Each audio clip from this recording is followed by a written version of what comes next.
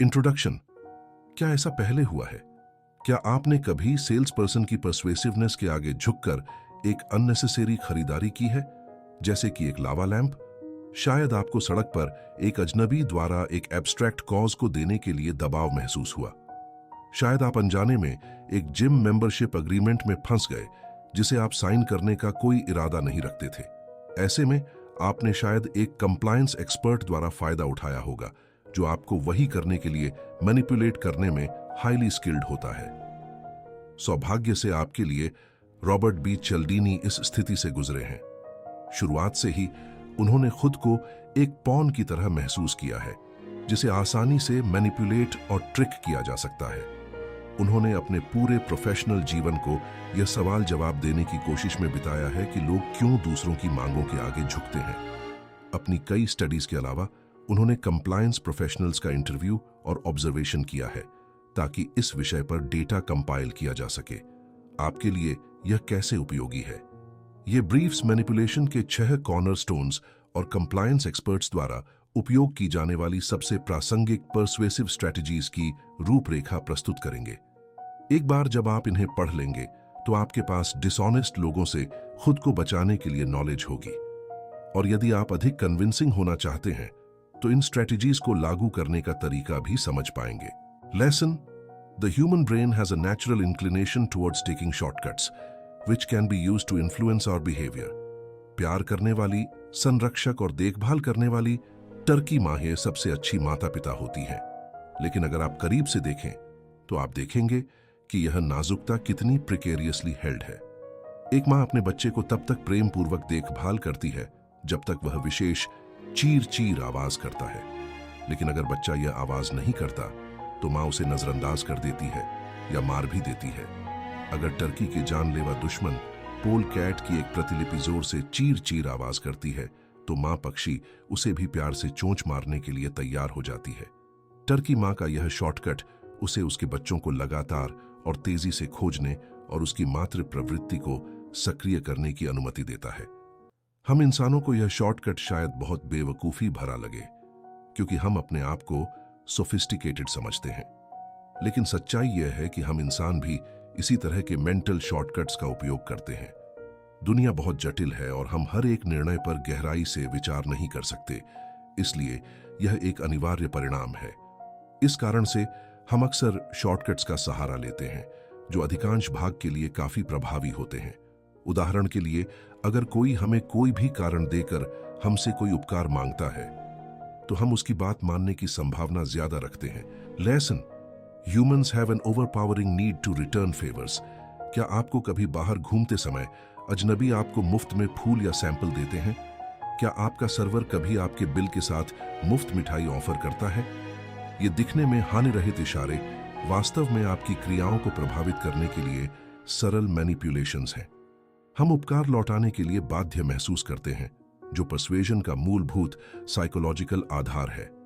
यह नियम सभी सभ्यताओं में महत्वपूर्ण है, क्योंकि इसने हमारे पूर्वजों को संसाधनों को साझा करने की अनुमति दी, यह सुनिश्चित करते हुए कि वे बाद में लौटाए जाएंगे। साथ ही जब कोई हमारी मदद करता है और हम उपकार नहीं लौटाते हैं, तो यह मानसिक रूप से टैक्सिंग होता है। यह आंशिक रूप से इस वाइड स्प्रेड कंटेम्प्ट से उत्पन्न होता है, जो हम उन लोगों के लिए महसूस करते हैं जो उपकार नहीं लौटाते।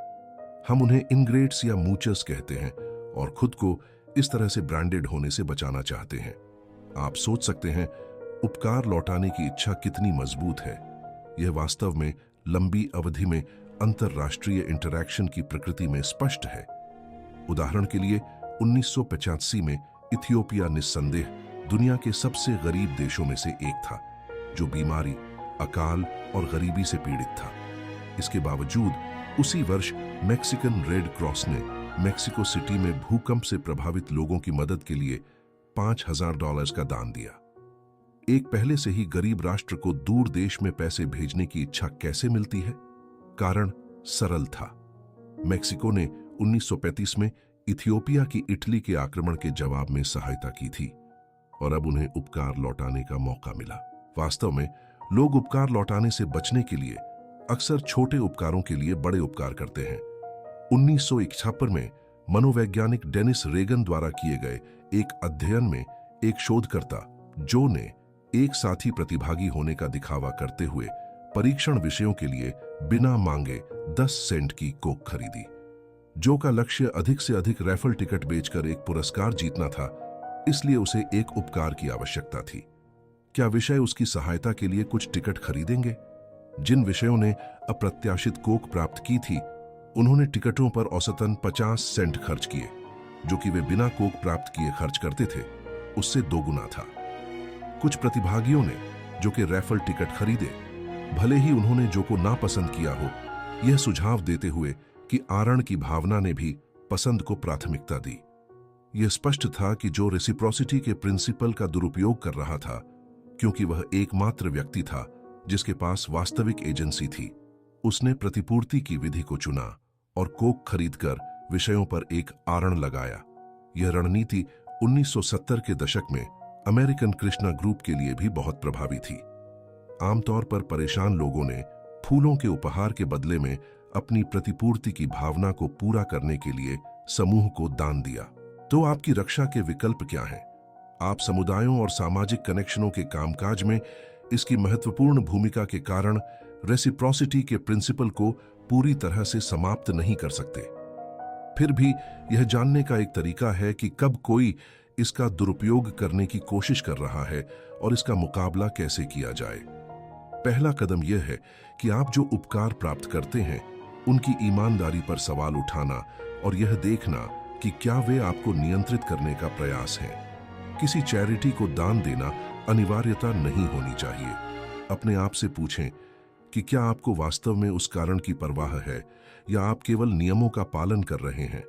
दूसरा, उन फेवर को लौटाने में दोषी महसूस करने की आवश्यकता नहीं है जो वास्तव में मैनिपुलेशन के प्रयास हैं। चालों की प्रतिपूर्ति की आवश्यकता नहीं है, लेकिन उपकार की आवश्यकता है। Strategy: In the context of negotiations, employing an initial demand that is highly unreasonable and subsequently scaling it back can effectively secure concessions.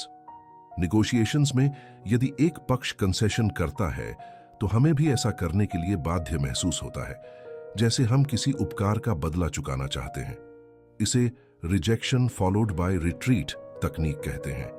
एक बार एक बॉय स्काउट लेखक को बॉय स्काउट सर्कस के टिकट बेचने की कोशिश कर रहा था।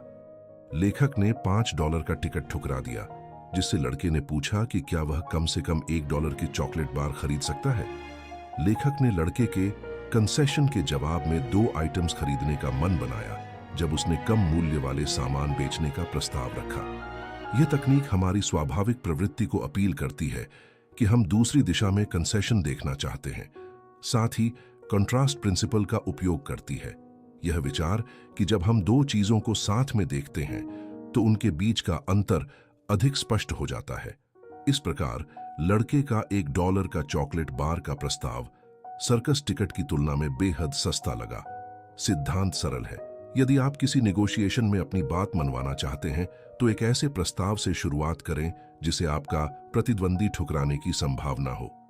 फिर अपने मूल प्रस्ताव पर वापस जाएं और वही पेश करें जो आप वास्तव में चाहते हैं। इसे आपके प्रतिद्वंदी द्वारा एक कॉम्प्रोमाइज के रूप में माना जाएगा और वे भी शायद कंसेशन करने के लिए मजबूर महसूस करेंगे। श्रम नेगोशिएटर्स अक्सर इस रणनीति का उपयोग करते हैं, जो शुरुआत में एक कठोर रुख अपनाते हैं और धीरे धीरे दूसरे पक्ष को अपनी इच्छा के अनुसार झुकाते हैं। हालांकि अध्ययनों से पता चला है कि आपकी पहली स्थिति कितनी चरम हो सकती है, इसकी एक सीमा होती है। इससे परे दूसरा पक्ष आपको खराब विश्वास में बातचीत करते हुए मानेगा और कोई और कंसेशन करने से इनकार कर देगा। वाटरगेट घटना का उदाहरण रिजेक्शन देन रिट्रीट तकनीक के परिणाम स्वरूप राष्ट्रपति की गिरावट का एक उदाहरण है। 1972 में राष्ट्रपति रिचर्ड निक्सन का पुनः चुनाव निश्चित था, लेकिन एक व्यक्ति गॉर्डन लिड्डी ने राष्ट्रपति के पुनः चुनाव समिति CRP को डेमोक्रेटिक नेशनल कमेटी के कार्यालयों में घुसपैठ करने के लिए $250,000 का भुगतान करने के लिए राजी किया। लिडी ने इस बेहद जोखिम भरे प्रयास को रिजेक्शन देन रिट्रीट तकनीक का उपयोग करके अंजाम दिया। सबसे पहले उसने एक योजना का प्रस्ताव रखा जिसमें अपहरण, चोरी और वेश्यावृत्ति शामिल थी। जिससे $1 मिलियन की कमाई होती। सीआरपी ने महसूस किया कि लिड्डी को कुछ देना चाहिए, भले ही उसके बाद के दूसरे और तीसरे सुझाव भी उतने ही घोटालेबाज और भयानक थे। इसके अलावा सिर्फ चोरी में शामिल $250,000 की योजना मूल पागल $1 मिलियन के विचार की तुलना में उतनी बुरी नहीं लगी। आप जानते ही होंगे कि चोर पकड़े गए और निक्सन को अंततः इस विवाद के परिणाम स्वरूप पद छोड़ना पड़ा। Lesson: as options become limited, our hunger for them intensifies. जल्दी करें, यह ऑफर लंबे समय तक नहीं चलेगा। एक और मौका, जल्दी करें, बिक्री केवल 2 और दिनों के लिए चल रही है। द स्कैरसिटी प्रिंसिपल यह कहता है कि जब कुछ दुर्लभ होता है तो हम उसे खरीदने की अधिक संभावना रखते हैं। यही कारण है कि विज्ञापन अक्सर इस बात पर जोर देते हैं कि बिक्री हमेशा के लिए नहीं रहेगी, क्योंकि खैर हम इंसान खोने से नफरत करते हैं। ऐसा लगता है कि जब अवसर दुर्लभ होते हैं तो हम उन्हें अधिक महत्व देते हैं। 1982 में चिल्डीनी के एक छात्र ने एक अध्ययन किया जिसमें दिखाया गया कि यदि उपभोक्ताओं को एक सीमित समय की बिक्री के बारे में बताया जाए तो वे 3 गुना अधिक मांस खरीदेंगे। दिलचस्प बात यह है कि उपभोक्ताओं को यह बताने से कि बिक्री केवल चुनिंदा कुछ लोगों के लिए ही जानी जाती है, इस प्रभाव को और बढ़ा दिया। जिन ग्राहकों को सूचना और प्रचार सीमाओं के बारे में पता था, उन्होंने उन लोगों की तुलना में 6 गुना अधिक मांस खरीदा जिन्हें यह जानकारी नहीं थी। तो कब दुर्लभता हमारे कार्यों के चुनाव में एक प्रमुख कारक बन जाती है? 2 आवश्यकताएं पूरी होनी चाहिए। नींद: पहली बात, अगर किसी चीज की उपलब्धता समय के साथ स्थिर रही है तो हम इसे उतना नहीं चाहते जितना कि जब इसकी उपलब्धता अचानक कम हो जाती है। जब जीवन स्थितियां अचानक बिगड़ती हैं तो लोग बेहतर जीवन की तलाश में सड़कों पर निकल जाते हैं। यही कारण है कि जब जीवन स्थितियां तेजी से बिगड़ती है तो क्रांतियां अधिक सामान्य रूप से होती हैं, बजाय इसके कि जब वे लगातार खराब रहती हैं। दूसरी बात, हम हमेशा प्रतियोगिता से प्रेरित होते हैं, चाहे वह रियल एस्टेट ट्रांजैक्शन में हो, नीलामी में या रोमांटिक संबंध में। प्रतिस्पर्धी से हारने का डर हमें अत्यधिक उत्साहित कर सकता है। उदाहरण के लिए, रियल एस्टेट एजेंट अक्सर ग्राहकों को बताते हैं कि एक विशेष घर में कई अन्य बोलियां भी रुचि रखती हैं, चाहे यह दावा सत्य हो या नहीं। यहां एक उदाहरण है कि कैसे एक्सपीरियंस नेगोशिएटर्स भी दुर्लभ संसाधन पर तीव्र प्रतियोगिता का सामना करते समय फीडिंग फ्रेंजी में बह सकते हैं। उदाहरण के लिए, टीवी नेटवर्क के कार्यकारी और मनोरंजन क्षेत्र में स्वघोषित मोगुल बैरी डिलर का जीवन ले। उन्होंने 1977 में फिल्म द पोसाइडन एडवेंचर को केवल एक बार टेलीविजन पर प्रसारित करने के लिए 3.3 मिलियन खर्च किए। डिलर ने इतनी बड़ी रकम क्यों चुकाई? क्योंकि पहले कभी किसी ने नेटवर्क्स को ओपन बिड ऑक्शन में अधिकार नहीं बेचे थे, जहां सभी प्रतिभागी अन्य लोगों की बोलियों को देख सकते थे। इसका परिणाम खरीदारों के बीच एक अनुचित बोली युद्ध था, और जैसे ही धुआं छटा, एबीसी के प्रतिद्वंद्वियों ने राहत की सांस ली कि वे जीत नहीं पाए। उसी समय डिलर ने कड़े शब्दों में घोषणा की कि एबीसी भविष्य में ऐसी नीलामियों से दूर रहेगा। दुर्लभ चीजों की चाहत को नियंत्रित करने के लिए हमें हमेशा अपने आप से पूछना चाहिए कि क्या हम इसे सही कारणों के लिए चाहते हैं, जैसे इसका स्वाद या कार्य, या यह केवल एक अनुचित इच्छा है। दूसरा विकल्प आमतौर पर तब दिमाग में आता है जब हम उन खतरों का सामना करते हैं जो कमी का लाभ उठाते हैं। Lesson: prohibition of anything tends to increase its desirability. हर कोई वही चाहता है जो वह नहीं पा सकता, जैसा कि पुरानी कहावत है। आपके कहने में कुछ सत्यता है। माता पिता के बीच एक सामान्य अवलोकन यह है कि जब वे अपने बच्चों को एक विशेष खिलौने से खेलने से मना करते हैं तो वह खिलौना अचानक उन्हें बहुत अधिक आकर्षक लगने लगता है।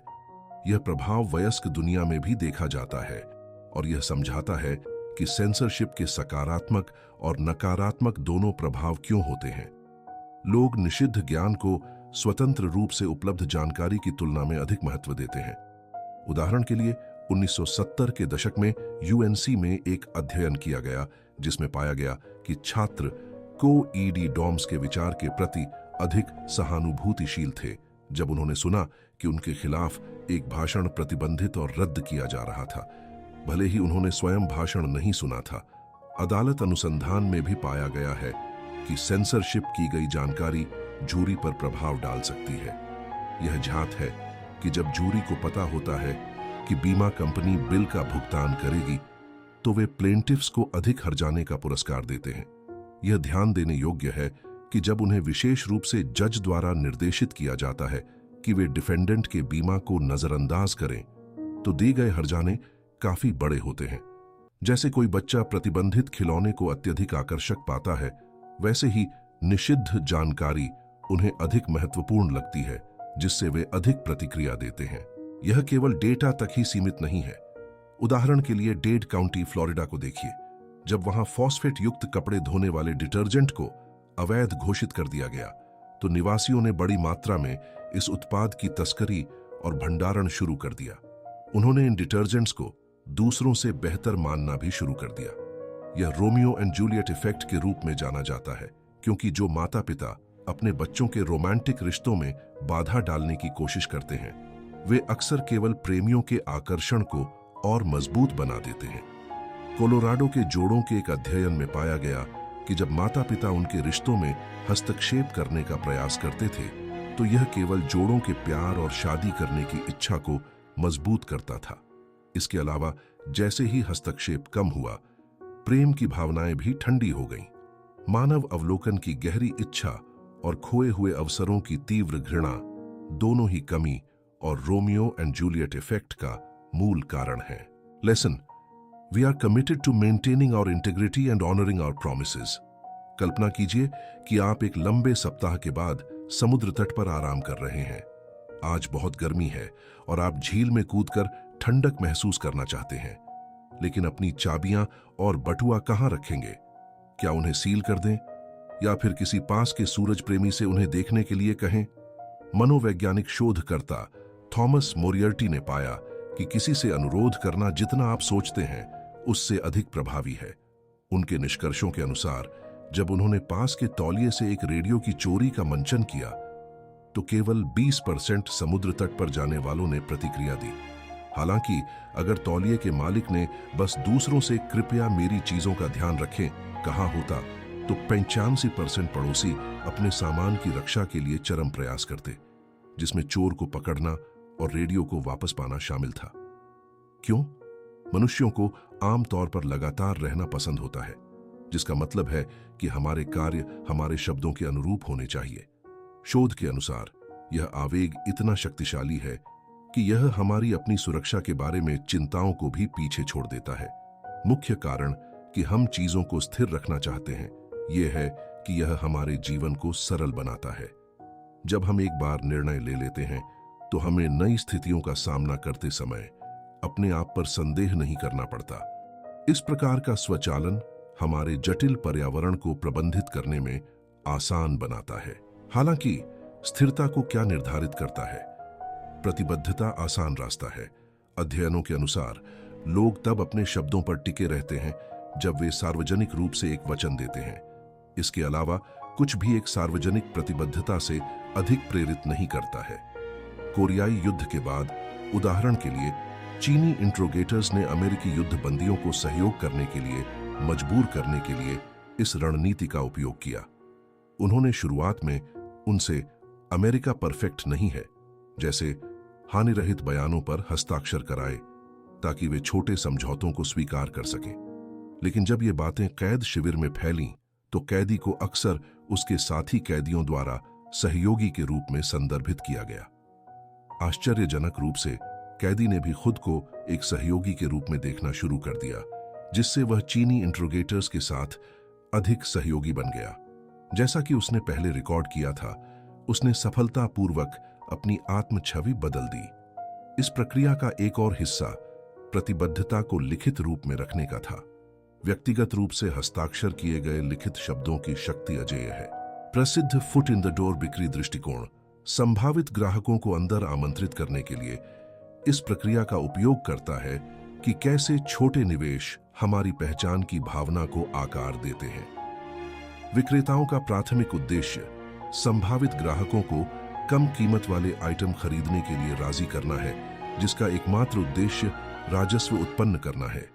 संभावित ग्राहक का दृष्टिकोण एक संभावित ग्राहक से एक ग्राहक के रूप में बदल जाता है और वे बड़े प्रस्ताव के लिए काफी अधिक ग्रहणशील हो जाते हैं जो उसके बाद आता है, क्योंकि यह एक छोटी प्रतिबद्धता का प्रतिनिधित्व करता है। इसलिए अगली बार जब कोई विक्रेता आपको किसी वस्तु को खरीदने के लिए कहे, चाहे वह कितनी भी सस्ती क्यों न हो, सावधानी बरतें। Lesson: The level of effort exerted in obtaining something directly correlates with the level of value we assign to it. चाहे वह एक अफ्रीकी जनजाति हो या एक अमेरिकी फ्रेटर्निटी, इनिशिएशन सेरेमोनीज में अक्सर नए सदस्यों के लिए ह्यूमिलिएशन, दर्द और यहां तक कि मृत्यु भी शामिल होती है। इसके अलावा इन वायलेंट मेथड्स को समाप्त करने के किसी भी प्रयास का लगातार विरोध होता है। तो ऐसा क्यों है? लोग उन चीजों को अधिक महत्व देते हैं जिनके लिए उन्होंने कड़ी मेहनत की है, और इन रस्मों को निभाने वाले संगठन इस तथ्य को अच्छी तरह से जानते हैं। जब लोग किसी समूह का सदस्य बनने के लिए मेहनत करते हैं तो वे अधिक समय तक उसके साथ रहते हैं। दिलचस्प बात यह है, कुछ संगठन जैसे कॉलेज की फ्रेटर्निटीज ने अपने इनिशिएशन रिचुअल्स में कम्युनिटी सर्विस को शामिल करने के प्रयासों का विरोध किया है, जैसे अस्पतालों के बेड पैन बदलने के कार्यक्रम। यह इसलिए है क्योंकि वे नहीं चाहते कि सदस्य अपने व्यवहार को यह समुदाय के भले के लिए था जैसे बाहरी जस्टिफिकेशन का उपयोग करें। इसके बजाय वे चाहते हैं कि सदस्य डिटीरियरेटिंग गतिविधियों में संलग्न होने के लिए आंतरिक निर्णय लें। आंतरिक निर्णय लेने के लिए व्यक्तियों को स्वयं को यह समझाना होगा कि यह सार्थक है, जो उनके शामिल होने वाले समूह की सकारात्मक छवि रखने की आवश्यकता होती है। अध्ययनों के अनुसार दिल से लिए गए निर्णय बाहरी दबाव के जवाब में किए गए निर्णयों की तुलना में दीर्घकालिक व्यक्तिगत विकास की ओर ले जाने की अधिक संभावना रखते हैं। लो बॉल ट्रिक एक उपकरण है जिसका उपयोग विक्रेता और कंप्लायंस एक्सपर्ट्स हमें भावनात्मक स्तर पर प्रभावित करने की कोशिश करते हैं। यदि कोई कार विक्रेता हमें कार पर अविश्वसनीय कीमत की पेशकश करता है तो हम इसे तुरंत खरीदने के लिए प्रेरित हो सकते हैं। विक्रेता अच्छी तरह से जानता है कि जब हम कार को स्पिन के लिए लेते हैं तो हम इसे खरीदने के अपने स्वयं के कारणों की सूची बनाएंगे, जैसे कि इसकी अच्छी गैस माइलेज या रंग की सुंदरता, कीमत के आधार पर नहीं।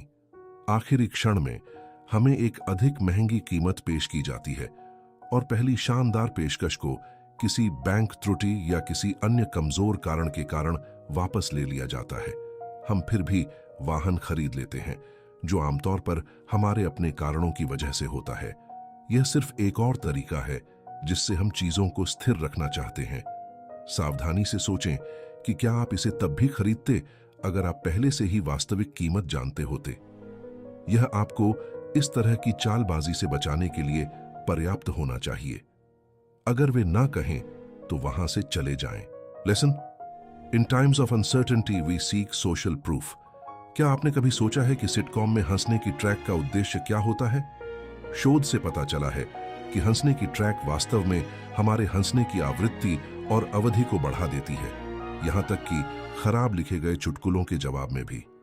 यह इसलिए है क्योंकि सोशल प्रूफ प्रिंसिपल के अनुसार हम अक्सर यह चुनते हैं कि सही काम क्या है, यह देखकर कि दूसरे लोग कैसे व्यवहार करते हैं। यहां तक कि हंसने की ट्रैक पर नकली हंसी भी हमें यह विश्वास दिलाती है कि दूसरे लोग चुटकुलों को मजेदार मानते हैं, जिसका मतलब है कि हमें भी उन्हें हंसी मजाक वाला समझना चाहिए। धार्मिक सेवाओं में अशर्स भी इस गतिशीलता का उपयोग करते हैं जब वे समारोह से ठीक पहले संग्रह टोकरी में कुछ बिल डालते हैं, ताकि यह आभास हो कि हर कोई योगदान कर रहा है। यही कारण है कि आप अक्सर उत्पाद विज्ञापनों में बेस्ट सेलिंग या फास्टेस्ट ग्रोइंग जैसे शब्द देखेंगे। ये वाक्यांश उपभोक्ताओं को यह आभास देते हैं कि उनका उत्पाद लोकप्रिय है। अस्पष्टता का सामना करने पर सोशल प्रूफ एक विशेष रूप से शक्तिशाली प्रभाव बन जाता है। उदाहरण के लिए 1964 में अपने न्यूयॉर्क अपार्टमेंट की इमारत के बाहर किटी जेनोविस को चाकू मारकर हत्या कर दी गई। इस मामले ने प्रसिद्धि प्राप्त की। कई पड़ोसियों ने युवा महिला की मदद के लिए पुकार सुनी, लेकिन किसी ने भी प्रतिक्रिया नहीं दी या यहां तक कि अधिकारियों को संपर्क भी नहीं किया। जब मीडिया में यह रिपोर्ट किया गया कि पड़ोसी अपने पड़ोसी के बारे में बेरहम और लापरवाह थे, तो क्रोध हुआ। इस प्रकरण को अक्सर बाईस्टैंडर निष्क्रियता के एक उदाहरण के रूप में उद्धृत किया जाता है, जिसमें यह कहा गया है कि एक संकट में एक पीड़ित की सहायता करने की प्रवृत्ति कम हो जाती है जब अधिक गवाह होते हैं। बाद में यह पता चला कि कुछ व्यक्तिगत पड़ोसियों ने अपनी खिड़कियों से चिल्लाया या अधिकारियों को संपर्क किया। मनोवैज्ञानिकों ने इस बाईस्टैंडर प्रभाव के 2 मुख्य कारणों का प्रस्ताव किया है। योग पहला, जब बड़ी संख्या में अन्य लोग शामिल होते हैं तो अपने कार्यों के लिए व्यक्तिगत जवाबदेही की भावना कम हो जाती है। क्या कोई और शायद अधिकारियों को संपर्क करेगा? दूसरा, एक वास्तविक आपात स्थिति को पहचानना मुश्किल हो सकता है, खासकर शहरी सेटिंग में। क्या सड़क पर बैठा आदमी बहुत ज्यादा पी चुका है या उसे चिकित्सा सहायता की आवश्यकता है? क्या वह पागल फुटबॉल प्रशंसक की आवाज है या हत्या के शिकार की चीख? जब लोग नहीं जानते कि क्या करना है तो वे देखना शुरू करते हैं कि अन्य व्यक्ति कैसे व्यवहार करते हैं। कुछ ने यह निष्कर्ष निकाला होगा कि कुछ नहीं करना सबसे अच्छा कोर्स था, क्योंकि गवाह चुपचाप अपनी खिड़कियों से देख रहे थे। तो कल्पना कीजिए कि आप एक भीड़ के बीच में हैं और एक आपात स्थिति उत्पन्न होती है। सहायता प्राप्त करने का सबसे अच्छा तरीका क्या है? यदि आप सुरक्षित खेलना चाहते हैं तो भीड़ में से एक व्यक्ति को चुनें और उसे मदद के लिए कहें। आप हरे शर्ट में एम्बुलेंस बुलाओ। जब तक वे इससे बचने की कोशिश नहीं करते हैं या मदद मांगते हैं, व्यक्ति इस कर्तव्य से बच नहीं पाएगा। इस प्रकार वे सबसे अधिक संभावना है कि वे मदद करेंगे। Lesson: Individuals that have resemblance to ourselves can exert a significant impact on the decisions we make. लोग, जैसा कि हमने देखा है, अक्सर यह तय करने के लिए दूसरों के उदाहरण की तलाश करते हैं कि कैसे व्यवहार करना है।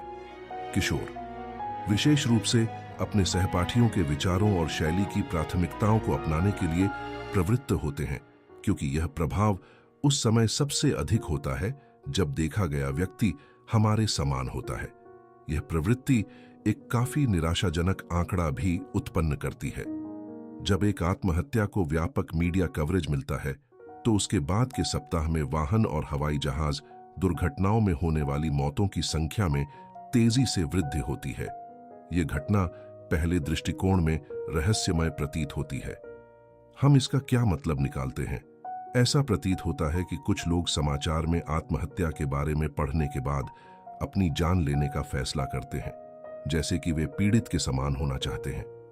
विभिन्न कारणों से कुछ लोग एक स्पष्ट दुर्घटना में मरने का विकल्प चुनते हैं और कुछ यहां तक कि ड्राइविंग करते समय या भयावह रूप से हवाई जहाज में ऐसा करने का विकल्प चुनते हैं। तो कोई स्पष्ट कारण के बिना दुर्घटनाओं की संख्या बढ़ गई है। दुखद रूप से ये लोग पहले से ही अपनी जान लेने की योजना नहीं बना रहे थे। अध्ययन बताते हैं कि हर आत्महत्या की कहानी के लिए जो शीर्ष पृष्ठ पर आती है, 68 लोग जो सामान्य रूप से अपने जीवन को जीने वाले थे, मृत हो जाते हैं। इस घटना को वेदर इफेक्ट के रूप में जाना जाता है, जिसका नाम 18वीं शताब्दी में प्रकाशित एक उपन्यास से लिया गया है, जिसने पूरे यूरोप में आत्महत्याओं की वृद्धि की। ऐसा प्रतीत होता है कि लोग नायक की नकल करने की कोशिश कर रहे थे। किशोरों के बीच आत्महत्या दर अधिक पाई जाती है जब वे किसी अन्य किशोर की आत्महत्या के बारे में सुनते हैं, और बुजुर्गों में वरिष्ठ नागरिकों द्वारा आत्महत्याओं की खबरें अधिक मजबूत भावनात्मक प्रतिक्रिया उत्पन्न करती हैं। यह प्रभाव उन व्यक्तियों के लिए सबसे अधिक प्रतीत होता है जो उस व्यक्ति के समान होते हैं जिसकी आत्महत्या को सार्वजनिक किया गया था। विपणक कभी-कभी विज्ञापनों का उपयोग करते हैं जिनमें सड़क पर साधारण लोगों के साथ अक्सर गढ़े हुए साक्षात्कार होते हैं जो किसी उत्पाद की सिफारिश करते हैं, और यह गतिशीलता एक कम नाटकीय संदर्भ में भी काम करती है। साधारण लोग किसी उत्पाद के संभावित खरीदारों का थोक बनाते हैं और वे ऐसे व्यक्ति की सिफारिश पर अधिक विश्वास करने की संभावना रखते हैं जो उनके जैसा दिखता है। ऐसे नकली सामाजिक प्रमाण के लिए सतर्क रहना आपको इस जाल में पड़ने से बचने में मदद कर सकता है। बातचीत की स्क्रिप्टेड प्रकृति नकली को ज्यादातर समय पहचानने में आसान बनाती है, और जब आप उन्हें देखते हैं तो आपको कंपनी के उत्पादों से दूर रहना चाहिए, क्योंकि उन्हें आपको झूठे सामाजिक प्रमाण से धोखा देने की कोशिश करने के लिए दंडित किया जाना चाहिए। Lesson: We conform to individuals whom we find agreeable and certain individuals possess the ability to easily cultivate our fondness for them. क्या आपने कभी टपरवेयर पार्टी में भाग लिया है? अगर आप ऐसा करते हैं तो ध्यान दें कि कंपनी मॉडल कैसे कंप्लायंस टेक्निक्स का कुशलता से उपयोग करता है। टपरवेयर पार्टी का हर पहलू अच्छी तरह से सोचा गया है, रेसिप्रोसिटी के विचार से, जिसमें हर उपस्थित व्यक्ति को खरीदारी शुरू होने से पहले एक उपहार मिलता है, से लेकर सोशल प्रूफ के विचार तक, जिसमें हर लेन देन यह प्रभाव देता है कि अन्य लोग भी वही उत्पाद खरीद रहे हैं। सबसे बड़ा ट्विस्ट यह है कि टपरवेयर प्रस्तुतकर्ता वह नहीं है जिसने निमंत्रण भेजा, यह एक दोस्त है, कोई ऐसा जिसे हर कोई पसंद करता है। यह चाल इतनी प्रभावी क्यों है? जब हम किसी ऐसे व्यक्ति के आसपास होते हैं जिसे हम पसंद करते हैं तो हम अधिक सबमिसिव होते हैं। इसके अलावा टपरवेयर की तरह चालाक कंप्लायंस एक्सपर्ट्स जानते हैं कि कैसे हमारी मौजूदा मित्रता का लाभ उठाया जाए और हमें अधिक व्यक्तिगत महसूस कराया जाए। वे जानते हैं कि हम उन लोगों की प्रशंसा करते हैं जो हमारे जैसे होते हैं और हम आसानी से चापलूसी से प्रभावित होते हैं। यही कारण है कि हम अक्सर विक्रेताओं को हमारी टाई की तारीफ करते और रंगों में साझा स्वाद का दावा करते सुनते हैं। अरे, ये अच्छी टाई है और नीला मेरा भी पसंदीदा है। एक अन्य विचार यह है कि किसी की शारीरिक सुंदरता हमारे लिए कितनी महत्वपूर्ण होती है। तथा कथित हेलो इफेक्ट के परिणाम स्वरूप आकर्षक व्यक्तियों को अधिक बुद्धिमान, दयालु और विश्वसनीय माना जाता है। यह चिंताजनक है कि हम अधिक शारीरिक रूप से आकर्षक उम्मीदवारों को चुनते हैं। किसी के साथ एक ही टीम में होने या किसी सामान्य उद्देश्य की ओर काम करने की भावना भी किसी को पसंद करने का एक मजबूत पूर्वानुमानक है। यह तत्व कुख्यात गुड कॉप बैड कॉप पूछताछ तकनीक में प्रभावी ढंग से उपयोग किया जाता है। जब बुरे पुलिसकर्मी द्वारा संदिग्ध पर मौखिक हमला किया जाता है तो सहानुभूतिपूर्ण और समझदार अच्छा अधिकारी प्रतिवादी का बचाव करता है, जिससे वह एक मित्र और विश्वासपात्र की छवि बनाता है और अक्सर एक स्वीकारोक्ति की ओर ले जाता है। अंतिम लेकिन कम महत्वपूर्ण नहीं, हमारे अनुकूल प्रभाव उन चीजों पर आधारित होते हैं जिनसे हम उन्हें जोड़ते हैं। उदाहरण के लिए, क्योंकि मौसम पूर्वानुमानकर्ता अक्सर खराब मौसम से जुड़े होते हैं, उनके सटीक पूर्वानुमान के सच होने पर उन्हें मौत की धमकियों का सामना करना पड़ता है। इसके विपरीत, जब हम स्वादिष्ट भोजन का आनंद लेते हुए समाचार सुनते हैं तो हम उस विषय को अच्छी भावनाओं से जोड़ने की अधिक संभावना रखते हैं। खुद को लाइकेबिलिटी मैनिपुलेशन से बचाने का एक उपयोगी पहला कदम यह है कि खुद से पूछें कि क्या उन्होंने किसी व्यक्ति या चीज के लिए असामान्य रूप से मजबूत पसंद विकसित की है। यदि ऐसा है तो लाल झंडे उठने चाहिए, क्योंकि यह मैनिपुलेशन का परिणाम हो सकता है। Lesson: We unquestioningly adhere to the directives of authorities, and even mere representations of authority are sufficient to elicit our obedience. हमारे जन्म के क्षण से ही हमें उन लोगों के प्रति सम्मान दिखाने की शिक्षा दी जाती है जो सत्ता के पदों पर हैं, चाहे वे माता-पिता, अभिभावक या शिक्षक हों। हमारी स्वाभाविक प्रवृत्ति आदेशों का पालन करने की इतनी मजबूत और गहरी होती है कि हम शायद ही कभी उन लोगों की वैधता पर सवाल उठाते हैं जो सत्ता के पदों पर होते हैं, इससे पहले कि हम अंधाधुंध उनका नेतृत्व करते हैं। स्टैनली मिलग्राम, एक प्रसिद्ध मनोवैज्ञानिक, ने 1960 के दशक में एक प्रयोग किया जिसमें यह दिखाया गया कि लोग केवल इसलिए संभावित रूप से घातक बिजली के झटके देंगे क्योंकि किसी प्रभारी व्यक्ति ने उन्हें ऐसा करने का आदेश दिया था। किसी को चोट नहीं पहुंची, लेकिन शोधकर्ताओं को परिणामों से आश्चर्य हुआ।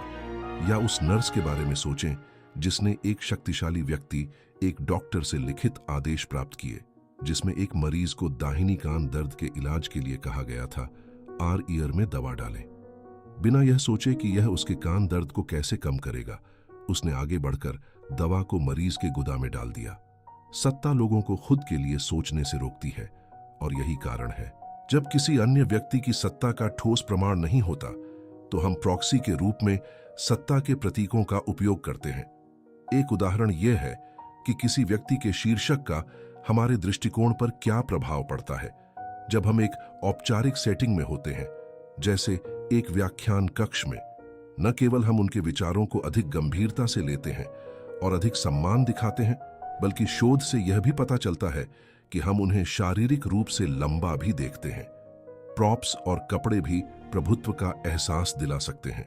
मिलग्राम के प्रयोग में विषयों को यह विश्वास दिलाया गया कि वे एक दूसरे को यातना दे रहे हैं, क्योंकि प्रभारी व्यक्ति ने सफेद लैब कोट और क्लिपबोर्ड पहना था। ठग इन प्रतीकों का लाभ उठाने के लिए चरम सीमा तक जाएंगे, जिसमें आवश्यकता अनुसार पादरी या सूट में कपड़े पहनना शामिल है। यह बिना कहे चला जाता है कि हमें न्यायाधीशों और कुछ डॉक्टरों जैसे प्राधिकरण के पदों पर बैठे लोगों की राय का सम्मान करना चाहिए। दुर्भाग्यवश कुछ लोग हमारे स्वाभाविक आदेशों का पालन करने की प्रवृत्ति का फायदा उठाते हैं, लेकिन हम उनसे कैसे दूर रह सकते हैं? पहली पंक्ति की रक्षा पहले से ही प्राधिकरण की शक्ति के प्रति सचेत रहना है। इसके अलावा 2 सरल प्रश्न हैं जो हम स्वयं से पूछ सकते हैं कि क्या कोई प्राधिकारी व्यक्ति हमारे सम्मान का हकदार है? मेरा पहला सवाल यह है कि क्या यह व्यक्ति वास्तव में सत्ता की स्थिति में है या नहीं? क्या उनके पास इस काम के लिए सही क्रेडेंशियल्स हैं? उदाहरण के लिए 1959 से 1976 तक अभिनेता रॉबर्ट यंग को टेलीविजन पर मार्कस वेल्बी एमडी की मुख्य भूमिका निभाने के लिए पहचाना गया था। उनके कई सनका कॉफी के विज्ञापनों में उनकी भूमिका थी और वे बहुत हिट थे, क्योंकि यंग की अभिनय भूमिकाओं के बावजूद जनता ने उन्हें एक डॉक्टर और एक प्राधिकारी व्यक्ति के रूप में देखा। इस मामले में अगर मैंने उनसे सनका कॉफी का समर्थन करने से पहले उनके क्रेडेंशियल्स की पुष्टि करने के लिए कहा होता, तो उन्हें अविश्वसनीय प्राधिकारी व्यक्ति के रूप में उजागर किया गया होता। दूसरी चीज जो पूछनी चाहिए, जब आप किसी ऐसे व्यक्ति का सामना कर रहे हैं जो शक्ति में दिखाई देता है, इस विशेष परिस्थिति में यह व्यक्ति कितना भरोसेमंद होने वाला है? क्या उनकी प्राथमिकताएं हमारी या उनकी संरेखित हैं? उदाहरण के लिए, एक वेटर को रेस्तरां की वाइन सूची का व्यापक ज्ञान हो सकता है, लेकिन उनके पास अधिक महंगी बोतलों की सिफारिश करने का वित्तीय प्रोत्साहन भी हो सकता है। यहां आपके पास पेशेवरों द्वारा उपयोग की जाने वाली रणनीतियां हैं आपको मनाने के लिए। यदि आप इसके 6 स्तंभों से परिचित हैं, तो आप अपने आप को मनाने के खिलाफ बेहतर तरीके से बचा सकते हैं। Reciprocity, scarcity, consistency, social proof, liking और अथॉरिटी।